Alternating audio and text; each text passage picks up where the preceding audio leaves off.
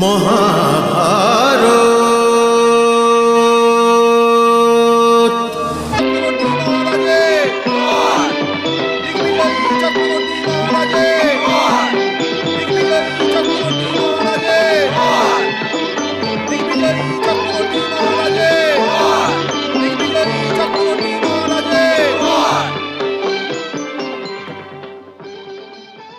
মহারাজ ভরত এই জন্যই গর্বিত ছিলেন না যে উনি ওনার রাজ্যের সীমানা হিমালয় থেকে কন্যাকুমারী পর্যন্ত বিস্তৃত করেছিলেন।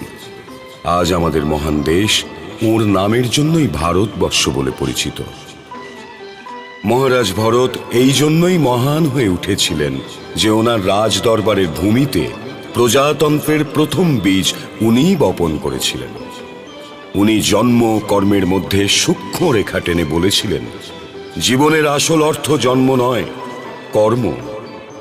কেননা কুরুক্ষেত্র বাস্তবিক অর্থে ধর্মক্ষেত্রও বটে। মহারাজের জয় হোক।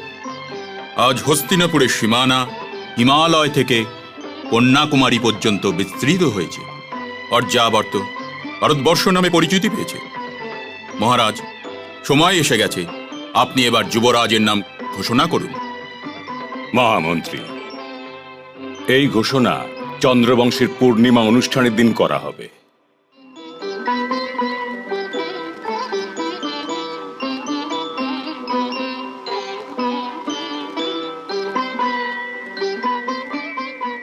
জানতে পারলাম তুমি কোথাও বাইরে যাচ্ছ। হ্যাঁ মা, যুদ্ধ শেষ করে ফিরেছি, ভাবছি মহর্ষি কর্ণর সঙ্গে দেখা করে আসি। ওকে মহর্ষি নয়, দাদু বলে ডেকো। আমি ওর নিজের মেয়ে তো নই, কিন্তু ওর কাছেই আমি মানুষ হয়েছি। ওকে আমার সশ্রদ্ধ প্রণাম জানিও। আর ওকে বলো যে ওর নিজের মেয়ে শকুন্তলাকে কি ভুলে গেছে? অবশ্যই বলবো মা, অবশ্যই বলবো। আজ্ঞা দিন মা। দীর্ঘজীবী হও।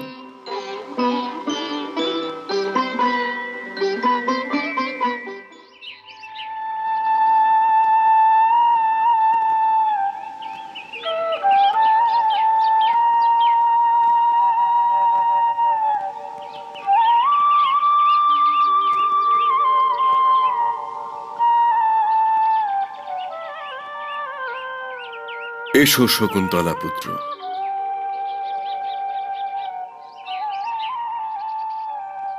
প্রণাম মহর্ষি। মঙ্গল হোক। শকুন্তলা কেমন আছে ভরত? ভালো আছেন মহর্ষি। ওনার প্রণাম তো সদাই আপনার চরণেই থাকে। আর উনি জিজ্ঞাসা করেছেন, পিতা কি তার সন্তানকে ভুলে গেছেন?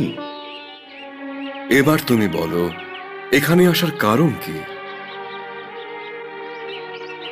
সমস্যা একটাই, যদিও আমি 9 জন পুত্রের পিতা, কিন্তু যুবরাজ কাকে করব মহর্ষি? তোমার প্রশ্ন থেকে স্পষ্ট বুঝতে পারছি, বিশ্ববিজয়ী চন্দ্রবংশীয় রাজা ভরতের নিজের প্রতি এখনো পর্যন্ত কোনো আস্থাই নেই। আর নিজের প্রতি যদি তোমার আস্থা না থাকে, তাহলে তুমি কোনোদিনও ন্যায় করতে পারবে না। চিন্তামুক্ত হও, তাহলেই আস্থা ফিরে পাবে, তোমার নিজের প্রশ্নের উত্তরও পেয়ে যাবে। আমার আশীর্বাদ তোমার সাথে থাকবে।